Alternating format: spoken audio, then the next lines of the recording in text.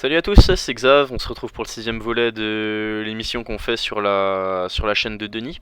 Du coup, petit débrief de la semaine, ben, je pense que vous voyez bien sur Euronext, enfin, les marchés européens de manière générale, c'est un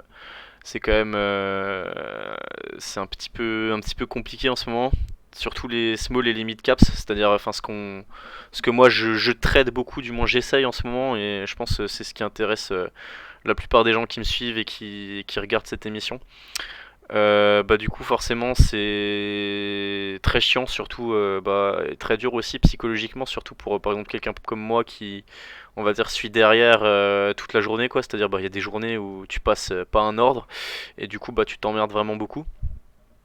En l'occurrence je crois que cette semaine j'ai dû peut-être passer 3 ou 4 ordres maximum, enfin c'est sur mon PEA. C'est quand même assez chiant. J'ai pas vraiment souvenir d'avoir vécu une période si dure depuis 2019, hein, clairement. Donc là, petit débrief de la semaine. Donc cette semaine, bah encore en perte, hein. Cette semaine j'ai fait moins 1240. Bon, ça va parce que quand j'ai fait les comptes, je pensais que j'avais perdu plus. Mais au final c'est ok. Je trouve que c'est correct pour une semaine bizarre comme ça. Donc là il faut savoir donc en fait j'ai un peu réfléchi et je me suis dit bah le PEA je vais essayer d'être sur les actions européennes, bah, tout partager comme d'hab, quoi. Et par contre faut quand même que j'arrive à faire un peu des sous, donc le compte titre je l'ai passé là cette semaine entièrement sur les États-Unis. Donc c'est surtout pour avoir plus de liquidité et plus de volume, parce que sur Euronext on s'emmerde, hein, vraiment ça bouge pas, ou enfin c'est catastrophique, quoi. Du coup voilà. Donc on espère que ça se remette à rebouger dans le bon sens bientôt, et que un mec, enfin moi qui suis vraiment adepte et bon dans le swing, ben que j'ai de nouveau une période où je puisse m'épanouir, en gros. Donc on commence tout de suite avec Irame. Donc Irame, qu'est-ce qui s'est passé? Elle était mardi, elle était en train de casser les anciens plus bas à 62 € et d'aller chercher sa même 200. Sauf qu'il y a eu une reco d'analyste. Donc bah le titre est reparti à la hausse derrière pour une reco d'analyste, hein. C'est dire un petit peu l'environnement de marché, c'est-à-dire bah les gens ils ont besoin de pour acheter, ils ont besoin de leur dire que ils ont besoin d'avoir des analystes qui disent ah bah objectif 80, du coup bah hop on achète. Et bah c'est le seul truc qui a un peu bougé cette semaine de ma liste quasiment. Du coup elle a pris 20% par rapport à ça, sauf qu'elle a laissé un gap haussier et il y a eu des volumes, donc c'est pas mal, et elle a tenté le passage des 70, mais non, elle a échoué avec le CAC, et elle est restée là dans le range encore à 69-60. Donc là pour l'instant j'observe, et il faudra une validation des 70 € en daily. Si possible, passer au-dessus de la ball sup et valider la ball sup en daily pour potentiellement avoir vraiment un swing à jouer là-dessus, et aller viser les anciens plus hauts 75 et 60, 76, 50, grosso modo. Et sinon, attendre peut-être un pullback sur la même 50, ou peut-être même un peu plus bas, hein, si les indices décrochent. Novacite, donc bah Novacite cette semaine c'est dommage, je l'ai loupé parce qu'en plus on avait tracé le support ensemble la semaine dernière là sur les 2,95. Bah du coup elle a bien rebondi dessus là, j'aurais dû mettre une alerte là à 2,95, il y avait de 2,95 à 3,30, il y avait un petit 11% à faire. Du coup dommage, mais bon ça reste super baissier, donc pour l'instant, à part pour jouer des petits rebonds techniques, ça m'intéresse pas. Et surtout le problème, il n'y a pas de volume, quoi, comme beaucoup de valeurs. Metex. Metex, une des valeurs qui m'intéresse le plus. J'ai beaucoup beaucoup beaucoup hésité à passer l'achat cette semaine, mais je me suis dit bon, faut vraiment que je sorte un peu de ce cercle vicieux, c'est-à-dire d'acheter et de perdre de l'argent parce que ça vend systématiquement derrière, et ça retrace systématiquement derrière. Donc cette semaine j'ai quasiment rien fait, hein, sur le PEA, j'ai passé je crois 2-3 ordres max. Et ben du coup mes textes pas mal. Donc elle est là, elle a tenté d'aller chercher la MM100 à 4,70 jeudi. Elle a fait une mèche, elle y est pas allée.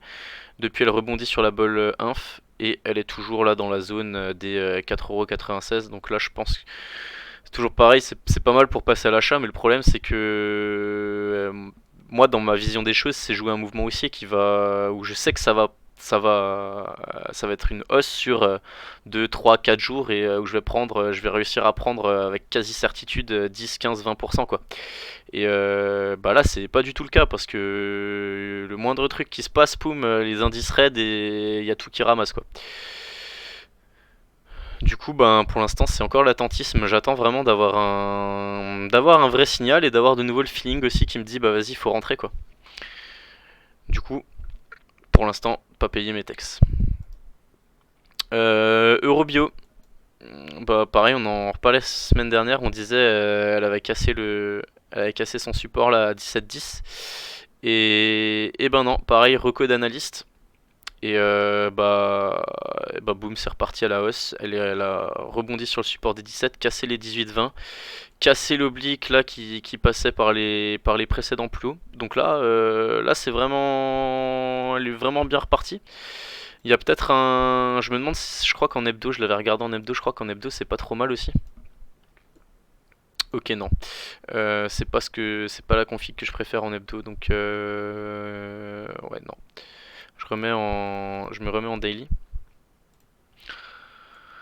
Donc pas mal. Là, elle a sorti des bols en UT jour. Donc là, clairement, le TP, c'est pour moi, c'est le gap hein, à 20,45 pour ceux qui sont dedans. Mais pareil, moi, ça m'intéresse pas trop. Ça bouge pas assez vite. Ça bouge pas assez vite. Il y a pas assez de volume, tout simplement. Technip énergie. Alors là, je l'ai rajouté parce que thématique énergie un peu ces derniers temps, surtout que Technip c'est une valeur pour moi enfin pour ceux qui connaissent Technip énergie, c'est une valeur fondamentalement, enfin je pense sous-valorisée. On est sur un truc comme de tête, hein, j'ai pas exactement les chiffres en tête, mais en gros la boîte a un chèque en banque, donc sa trésorerie en banque c'est un truc comme 2,1 ou 2,2 milliards d'euros. Boîte bénéficiaire qui versera un dividende l'année prochaine. Quoi d'autre, 6 milliards de chiffre d'affaires.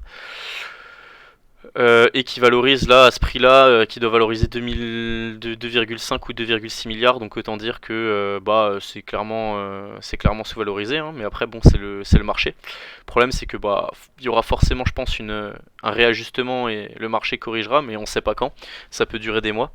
Donc pareil, c'est une valeur que je surveille. Là, c'était pas mal. Il y avait un trade à prendre sur le passage des 13,36, 13,40. Du coup, là, pour moi, rien à dire avant, pour ceux qui sont dedans, hein, rien à dire avant 14,70, 14,69, 14,70. Ça reste vraiment pas mal. Donc, pareil, encore quelque chose que j'ai loupé. Ça, j'aurais pu prendre parce que Technip, c'est un truc, ça peut bouger assez vite, j'aime bien. Du coup, dommage. Mais pour ceux qui connaissent pas, et qui sont plus thématiques investissement moyen terme et tout, je pense que c'est une excellente boîte Technip Energy parce que le prix de l'énergie est pas près de baisser, notamment du gaz. Gensight, Gensight rien à dire, hein, ça construit, ça attend des news. Rien à signaler tant qu'on tient les 7,10€. En dessous de 7,10€, ce sera 6,90 et 6... Par contre 6,80 je crois que c'est un bon seuil en hebdo pour payer si elle veut revenir. Ouais, 6,80. 6,80 Gensight si elle veut bien revenir à 6,80. Là je l'attends. Mais là elle est quand même sur une grosse zone hebdo là entre 7,20 et 6,80 quoi. Donc ça va sûrement travailler cette zone. Elle est sous la MM50 hebdo. Pareil, ça construit, ça attend des news. Hein. Rien à signaler. Atos. Atos, toujours pareil. C'est aussi à court terme. Mais je voulais tracer une oblique, mais vite fait quoi. Non, bof.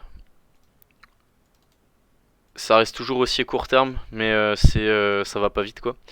Donc là, tant qu'on tient la M50 et tant qu'on continue à faire des plus bas de plus en plus haut et des plus hauts de plus en plus haut, positif. Toujours ce gap à les fermer, mais bon Dieu, qu'est-ce que c'est poussif. C'est vraiment, ça pousse pas, il n'y a pas de vitesse, il n'y a rien. Pour moi, c'est intradable ce genre de truc.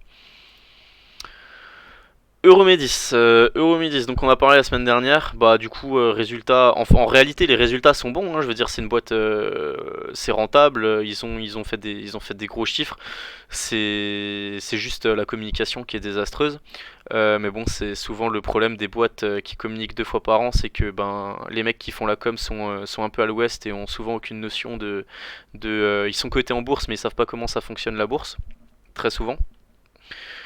Du coup, ben, si t'arrives pas à te vendre un minimum, ben, ton cours il s'effondre quoi. Et là, en l'occurrence, les résultats sont pas dégueulasses. Ils disent juste ralentissement de l'activité, ce qui est logique parce que ben, on sort du Covid et c'est une boîte qui a beaucoup profité du Covid. Mais il y a rien qui est mis en valeur alors que la boîte regorge de cash, qu'elle est archi bénéficiaire. Et ce qui fait qu'on a pour moi, ce cours-là avec les fondamentaux qu'on connaît, avec ce qu'on sait que la boîte elle a gagné depuis 2 ans, c'est largement sous-valorisé quoi. Mais bon, c'est le marché. Donc là, il y avait un support à 10,40, hein, on voit là les anciens plus hauts, anciens plus bas, là on avait fait des mèches qui ont été littéralement explosées. Donc là, bah, pas grand chose à dire, je pense qu'il y a peut-être un. J'avais beaucoup regardé en hebdo. Bah, en hebdo, faudra rebondir là sur la MM200, hein. Même 200 là, à 9, 9,40, 9,50 la semaine prochaine. Si ça rebondit pas là et que ça continue de partir en dessous, il y aura 8,20€, mais moi je trouve ça dommage hein, qu'une boîte, enfin je veux dire c'est une boîte rentable qui est peu valorisée et que ça se fasse démolir tellement plus que des boîtes dégueulasses pleines d'OCA, genre je sais pas, genre Oplata cette semaine par exemple. Donc par exemple je vous donne un exemple, hein. C'est juste pour souligner un peu comment dire l'irrationalité du marché en ce moment. Donc en fait, Oplata qui est une valeur baissière depuis toujours en fait, qui fait dans l'extraction d'or en Guyane notamment, dans d'autres pays aussi. Donc en fait, ils ont annoncé une news tout simplement que comme quoi leur mine d'or, ben, qui était exploitée depuis un an et demi, il y a eu un rejet d'un tribunal qui dit que ben, en gros c'est plus exploitable. On revient sur ce qu'on a dit. La boîte ouvre à -30 et vient clore son gap dans la journée, donc -30 plus 40, comme ça, et se permet encore de continuer de monter le lendemain. Donc intéressant pour, enfin, en gros, c'est comme si, je sais pas, la boîte du jour au lendemain, on lui dit ah bah tiens, tu peux plus faire de chiffre d'affaires, tu peux plus faire de bénéfices. Bah les investisseurs, ça leur pose pas de problème, -30, ils achètent. Je reprends ma liste Swing France. Je suis où pardon, j'étais où? Euromedis. Donc voilà, je trouvais surtout que Plata par exemple c'est une valeur, il y a énormément d'OCA et tout dessus. Enfin bon, c'est un petit peu, ça vraiment ça souligne un peu l'irrationalité du marché en ce moment. Mais faut faire avec hein, encore une fois. Hein, c'est juste, moi je dis pas là quand je montre ça, je dis pas c'est bien, c'est pas bien, je donne mon avis sur le truc, mais bah, c'est clair, c'est frustrant, c'est chiant, c'est tout ce qu'on veut, mais c'est le marché, malheureusement, c'est comme ça, il faut faire avec. Hein. Si les marchés étaient logiques et étaient rationnels, je serais milliardaire depuis longtemps. Hein. Et tout le monde d'ailleurs. Clarkson. Donc Clarkson, pareil, on monte pré-résultat. Donc là, on est un jour avant les résultats. Lendemain, on se casse la gueule, pareil, pré-résultat, enfin, non, qu'est-ce que je raconte? Pardon. Clarkson. Clarkson. On avait, oui, oui, il y a eu les résultats, pardon, mercredi soir. Donc, ouais, mercredi soir, si je dis pas de bêtises. Donc, on en avait parlé les deux, je sais plus, je crois 2,80. 2,80 il me semble. La cassure des 2,80 qui avait amené sur 3,30. Moi j'avais payé 3,30 pour viser 3,80. Malheureusement elle s'était arrêtée à 3,65 et le lendemain elle avait tout retracé à la baisse. Le lendemain, le soir résultat et encore baisse. Du coup on a mangé en 2 jours 3,65, 2,80, un bon moins 25% quasiment. Du coup bah chiant. Agrogénération, pareil, résultat attendu je crois le 25 octobre, on est sur une valeur exploitant de céréales en Ukraine notamment. On attend d'après ce que j'ai pu lire, on attend quand même des très très bonnes récoltes cette année. Enfin, il y a eu des très bonnes récoltes cette année, donc on pourrait s'attendre à des bons résultats en théorie. Le problème, c'est que comme c'est une daube et qu'il y a une communication une fois tous les 6 mois, bah on sait pas trop à quoi s'attendre et ça peut être, enfin c'est spéculatif. Hein, c'est une entreprise assez dangereuse. Hein, enfin, je veux dire, en témoigne le parcours boursier quoi. Donc là, en attendant, moi c'est là où je suis le plus chargé parce que je me dis que là, ça peut vraiment casser les 0,19 et aller chercher les 0,23. Et ensuite, si ça pète les 0,23, il y a plus grand chose pour faire une belle hausse. Surtout que quand c'est une valeur qui active les boosters, elle peut faire 50% dans la semaine, quoi, même plus. Donc je surveille, ça reste une des seules small je pense de toute la liste, là il y en a 26, ça reste, il doit y en avoir 2 ou 3 maximum qui ont toutes les moyennes mobiles haussières. Et surtout que celle-ci elle est au-dessus de toutes, bon sauf la M7 elle a clôturé juste en dessous. Mais pareil, moi j'en ai beaucoup, je dois avoir genre 50 000 titres, un truc comme ça. Mais pas de volume, donc c'est un trade dangereux, hein, je peux clairement me brûler là-dessus. Mais je pense que là, il y a un moment, elle va y aller quoi. Elle a testé 4 fois déjà cette année là, les 0,19 là, 0,19,8. Il y a un moment, je sais qu'elle va passer. Du coup, ben sous surveillance. Énergisme. Énergisme. Bon, il y a beaucoup de seuils, hein, mais c'est une valeur très technique. On avait parlé la semaine dernière, bah, elle s'était arrêtée pile poil sur. Il y avait une news, elle s'était arrêtée pile poil sur les 4,29 qu'on avait tracés. Depuis, elle consolide, elle revient, et là, elle est grosso modo. Elle est clôturée à 3,82. Donc, bah, elle est dans une zone intéressante, toujours soutenue par la moyenne mobile 50 périodes. Donc, j'aurais tendance à dire que tant qu'on reste au-dessus de la même 50, c'est ok. Et que là, pour relancer, il faudra s'appuyer sur la M50 et M20 et repartir et casser les 4,29 pour aller chercher 4,55 et après plus si affinité, notamment la M200 à grosso modo 5 euros. Guimau toujours dans son range là entre 11,20€ et 12,50€. On avait tenté avec les résultats qui étaient très bons de passer l'oblique et de passer au-dessus, mais le marché avait pas voulu. Donc pour l'instant rien à signaler. Tant qu'on est entre 11,20€ et 12,50€, ça travaille, ça se cherche. Faudra pas casser par le bas les 12,20€, sinon après ça peut vite dégringoler. Il y aura peut-être un support sur 10€. 10,10€ par là. 10,20€. Entre 10,20€ et 10,40€ je pense. McFly Energy, toujours la. Donc McFly Energy c'est l'hydrogène. Pareil, ça travaille. J'aime bien les supports horizontaux comme ça. Moi je l'attends toujours sur 14,70, j'ai ma petite alerte là. On va dire, on va pas chipoter, on va dire 14,90 pour être sûr. C'est quoi là ici? Ouais, 14,90, 15€. Donc là on n'est pas loin, d'avoir un point d'achat quoi. Et après il faudra repartir, casser les 17€ pour aller chercher les 19. Reste si on casse les 19, il y a un monde où on peut retourner chercher 22,10, mais ça dépendra des. Il faudrait que les indices se remettent bien et qu'on ait de nouveau du flux sur les small mid caps. Calray, il y a eu les résultats cette semaine. Alors il me semble augmentation du chiffre d'affaires, mais si je dis pas de bêtises, baisse de la rentabilité.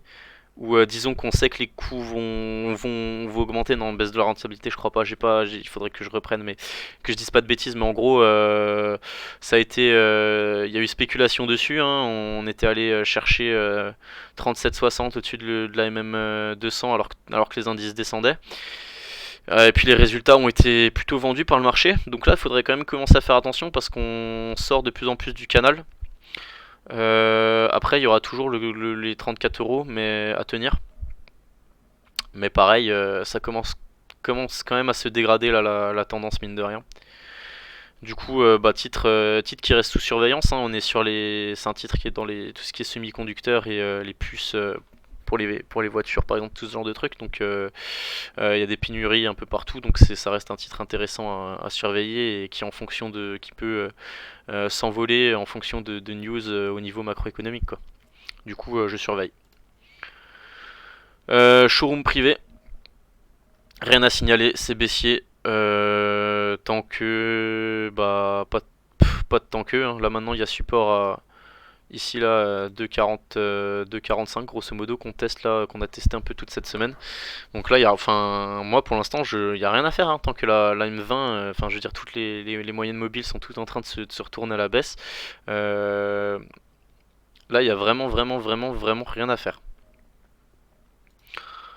Je vois un petit gap là, mais à 1,77, mais bon, ça me paraît quand même. Voilà, si elle revient à 1,77, je ferai all-in, je pense. Mais bon, c'est toujours un petit truc à noter. On sait jamais, sur grosse panique sur les indices, on a vite fait de faire -20 sur les small, quoi. Du coup, pour l'instant, pareil, en observation, mais y a rien à faire. Faut attendre qu'il y ait une config me dise de nouveau. À surveiller. C'est un peu le même showroom privé, c'est un peu le même graphique avec 2-3 mois de retard que McFly, hein. Vous voyez, qui a bien baissé comme ça, qui a trouvé un seuil et qui ensuite travaille dessus, quoi. Donc, showroom privé, c'est un peu ça. Donc, il va falloir qu'elle trouve un seuil et qu'elle travaille. Bon, là, il y a quand même un gros support à 2,45. Médincel, Médincel, toujours pareil, hein, comme la plupart des smalls, c'est baissier. Rien à dire. Enfin, même pas. Là, peut-être un, peut-être un support là sur 8,40 là sur ce qu'on est actuellement, mais c'est pareil. Maintenant, faut les tenir, faut que ça travaille et que les moyennes mobiles se réorientent et qu'on reparte éventuellement à la hausse. Alors, le dossier fondamentalement, je le connais bien, mais je suis plus au niveau agenda, je suis plus très au courant. Il me semble qu'il y a quand même des news attendues d'ici fin de l'année, donc il reste 2 mois, on va dire 3 mois, grosso modo. Donc ça peut être un dossier vraiment intéressant à surveiller de près, je pense. Surtout que c'est le genre de valeur assez liquide, donc si bonne news et qu'on est vraiment placé dedans parce que on anticipe, c'est le genre de dossier où il y a moyen de gagner gros sur 1, 2, 3 journées, quoi. Atari, toujours pareil, hein, rien à dire, hein, ça construit là dans la zone les zones qu'on avait tracées au préalable. Je suis juste en train de voir s'il y aurait pas peut-être une oblique là, un petit point d'achat là, ce qui pourrait être pas mal sur peut-être semaine prochaine là pour ceux que ça intéresse sur 0,36, 0,36 peut-être grosso modo. Sur l'oblique, les plus bas il y a 2-3 semaines. Et surtout, là, il y a les bols qui sont vraiment bien en train de se resserrer là. Donc, la bol inf qui monte, la bol sub qui descend. Donc, après, c'est le genre de config, quand ça part dans un sens ou dans l'autre, ça le fait pas moitié. Donc, pareil, c'est à surveiller, ne pas se précipiter. Biosinex, elle a un peu profité du rehaussement d'objectifs sur Eurobio, hein. De toute façon, les Novacite, enfin surtout Eurobio, Biosinex, elles bougent un petit peu ensemble, quoi. Donc elle a bien rebondi sur le support qu'on avait tracé là, 18-20. Et là, elle a échoué sur la M200 et l'ancien support devenu résistance là des 21-40. Donc pareil, toujours valeur à surveiller. On sait jamais. Si l'épidémie reprend, moi je pense que c'est le genre de truc où il y aura tout le monde qui se rue dessus. Et c'est des boîtes qui, là, avec ce qu'elles ont gagné, elles sont tellement, je trouve, hein, à mon sens, sous-valorisées que le jour où il y a de nouveau un peu de flux, le jour où les gens s'y intéressent de nouveau un petit peu, ben, ça peut vraiment bien relancer la machine et aller rechercher de nouveau vraiment plus haut, quoi. Valneva. Alors, Valneva, cette semaine, elle est allée taper la M200, elle a clôturé son gap à 12,20. Du coup pas mal, mais baissier depuis 2 petites semaines là, on fait que depuis qu'on est allé depuis les 15 euros quoi, elle fait que baisser. Là on est quoi le 8 octobre, donc normalement il y a les news sur le vaccin là de phase 3, les résultats de phase 3 qui devraient arriver d'ici soit en théorie, hein, si on se fie à ce qu'a dit le management, soit semaine prochaine, soit dans 2 semaines. Donc perso, moi c'est une valeur pour laquelle je garde du cash parce que c'est une valeur suivie. On est aux alentours de 1 milliard de capitalisation, ça cote au SBF, c'est pas la petite small cap, ça a 100 millions de valo. Donc le jour où il y a une news comme ça qui sort, si c'est payé, ce sera payé sur plusieurs jours. Donc je me précipite pas et je prends le moins de risques possible. Mais j'ai pas mal de cash pour ce coup-là, quoi. Si venait, si l'opportunité se présente. L'isogène, c'est toujours pareil, hein. Très joli graphique, mais il manque ce catalyseur, ce retour sur les biotech ou c'est une news potentielle pour vraiment relancer la machine. Le problème, c'est qu'en fait les configurations elles sont vraiment belles, elles sont vraiment, y a pas de souci là-dessus. Mais je pense que tout le monde désespère un peu en ce moment parce que bah, c'est lent quoi, c'est lent, il se passe rien, ça met du temps à se mettre en place. Les news, il n'y a pas de news, tout est erratique quoi. Du coup, ben, faut vraiment s'attacher les mains et attendre le bon moment, mais c'est difficile de rien faire, hein, mine de rien. Donc là, toujours pareil, hein, faut tenir là, on va dire, le petit support intermédiaire des 2,10€, sinon, si 2,10€ casse, ça ira à 2€, et là, ce sera un très bon point d'achat. Pixium. Alors, Pixium, comment dire, petite dégradation pour moi au niveau technique. On voit là au niveau des moyennes mobiles, hein, il y a elle arrive pas à tenir la moyenne mobile de 100 périodes. Les bols sont en train de se resserrer. Donc ça annonce souvent soit consolidation, soit derrière reprise haussière, mais comment dire, pas en une traite comme ça, hein, sauf si news évidemment. Du coup là, on va dire il y aura la résistance à un 10 là qu'on teste depuis pas mal de temps pour aller retester 1,20€. Mais faire attention là, pas qu'il y ait un croisement baissier M7 M20, sinon ce sera retour sur. Il y aurait un très bon point d'achat, ce serait là les 0,94,5 là sur le gap. Mais Pixium, ça reste une valeur que je surveille vraiment beaucoup là ces derniers temps. Serinov. Serinov, on avait donc suivi depuis 2 semaines, on avait breaké l'oblique là, suite aux résultats médiocres. On était allé chercher le support là à 1,29, on en parlait. Du coup, depuis joli rebond, 1,30, 1,43.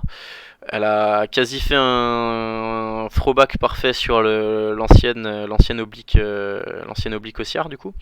Mais elle s'est arrêtée un petit peu plus bas. Donc là, elle a fait son throwback. Donc là, ça reste un cas d'école d'analyse technique. La théorie dit que dans la plupart des cas, ça va revenir sur le support et normalement le casser à la baisse. Quand on a ce genre de configuration. Donc pareil, c'est une valeur, je ne me précipite pas pour l'instant. On voit M20 baissière, hein, toutes les moyennes mobiles qui commencent à se réorienter à la baisse. C'est pas bon. Mais dossier sous surveillance, si ça revient sur un 30, peut-être jouer un petit rebond technique, et sinon faudra aller voir plus bas 1,15€. Carbios. J'ai tracé cette oblique quand j'ai fait la préparation, mais au final elle est pas bonne. Carbios, elle a cassé elle avait cassé son support là à 39€. Elle a fait un pullback, enfin un throwback dessus, est revenue dessus. Là, elle a fait une englobante baissière sur la journée d'hier avec les moyennes mobiles qui baissent et en plus un peu de volume. Enfin, plus de volume que hier. Du coup, bah, négatif sur la valeur, hein, complètement.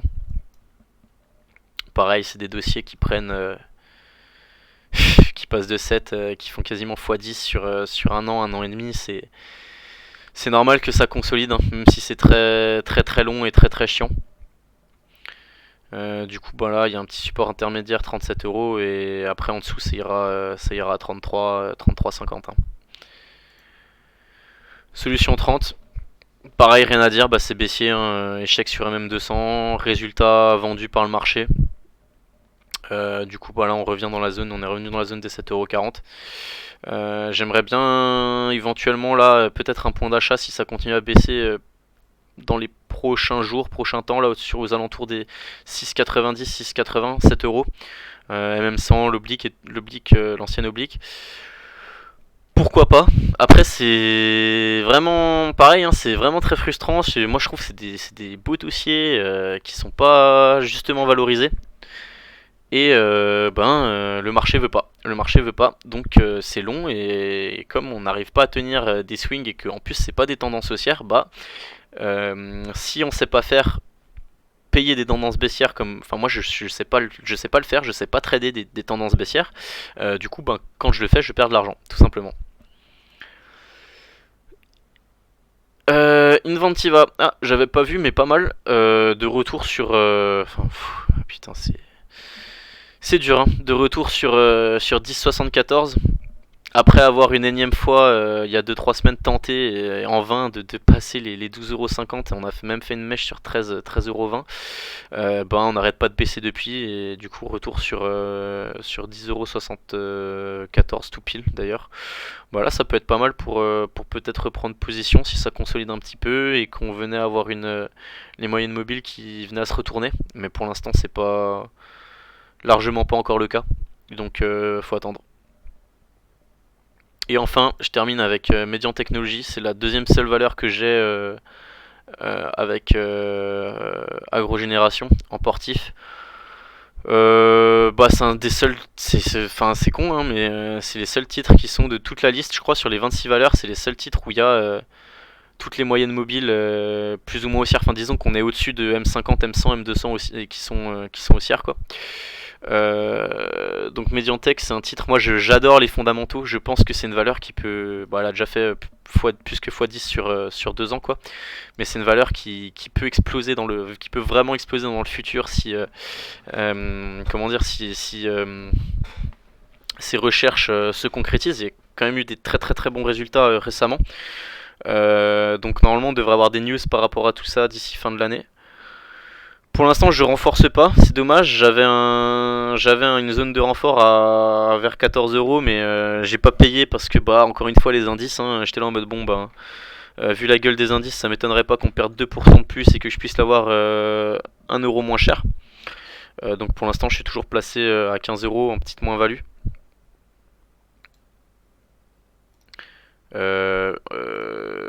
Oula, pardon. Faudra que je réajuste les surlignages. C'est vrai que je l'ai pas fait cette semaine. Enfin bref. Toujours placé en petite moins-value, mais c'est un des seuls trucs, une des seules small. Enfin là en l'occurrence, on est à 200 millions de capi, donc on va dire une mid cap, presque une mid cap. C'est le seul, c'est haussier quoi. Y a rien d'autre que je surveille, que je regarde quoi. Enfin bref, mais c'est pareil, ça prend du temps, c'est des grosses mèches, on sait pas trop pourquoi, on comprend pas, c'est illogique, c'est la bourse. Soit dit en passant, je continue à dire là, il y a une belle zone, hein, 14,55, 14,80. C'est 2 fois les anciens plus hauts, donc là on voit, hein, c'était une zone qui a été vraiment travaillée, donc ce serait bien de vraiment enfin valider ça et de commencer à construire quelque chose d'ici quoi. Mais en attendant, pour l'instant, c'est la M50, hein, on voit qui fait vraiment support. Et après, au pire du pire, il y aura une oblique là et encore une oblique un peu plus bas. Mais bon, ça fait beaucoup. Du coup voilà, je suis désolé si je suis un peu monotone dans ma. Enfin, il y a peu d'enthousiasme, hein, d'enthousiasme parce que c'est le marché en ce moment qui est très compliqué. Il n'y a pas beaucoup d'opportunités, il n'y a pas beaucoup de. Ça donne pas envie de payer quoi, tout simplement.